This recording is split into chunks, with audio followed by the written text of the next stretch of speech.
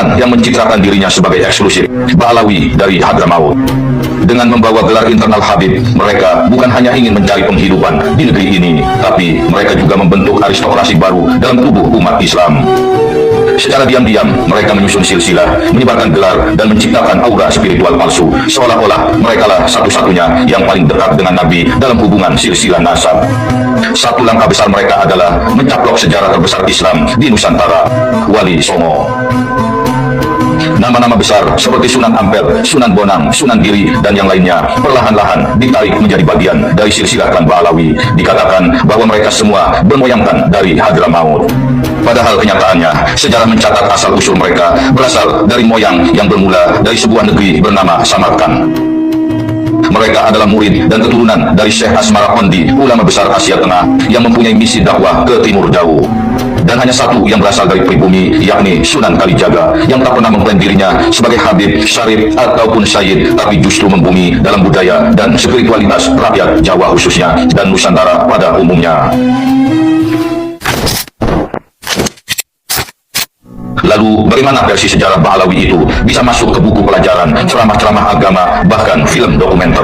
Ada yang menyusun, ada yang mendanai, dan tentu ada yang menyusukan tren silsilah ke naskah-naskah baru yang seolah-olah kuno, padahal cetakan di abad 20-an. Dengan cara ini, mereka berharap identitas asli Wali Songo menghilang dan umat Islam Indonesia tunduk pada klaim spiritual palsu. Bahkan, klan Ba'alawi lewat lembaga resmi mereka, Rabitoh Alawiyah, mengklaim bahwa keturunan Wali Songo sudah terputus. Kini, zaman telah berubah, dunia dibanjiri oleh keterbukaan dan kemudahan informasi. Sepenggal berita bahkan tersiar, Julian Nabi di Madinah mulai angkat suara menolak klaim sepihak dari klan Ba'alawi. Ini sekaligus menjawab bahwa tes genetika yang mengungkap ketidaksesuaian antara klaim dan fakta dari klan Ba'alawi adalah sebuah kebenaran. Sementara itu warganet, bahkan anak-anak muda Gen Z terus mempertanyakan asal-usul gelar Habib, mencari sumber-sumber sejarah, dan akhirnya menyadari bahwa mereka selama ini telah dijajah bukan hanya oleh kolonial Belanda, tetapi oleh elit spiritual palsu yang ingin mengontrol identitas umat di tanah air ini.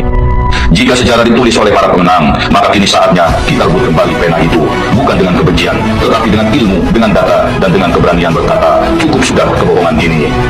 Meskipun banyak manuskrip telah hilang, dihilangkan, atau disembunyikan demi mendukung cita-cita klan Ba'alawi yang ingin membangun keagungan di bumi pertiwi ini, namun anak-anak negeri ini semakin sadar dan tahu kepalsuan klan Ba'alawi yang mengklaim sebagai cucu Nabi Muhammad SAW.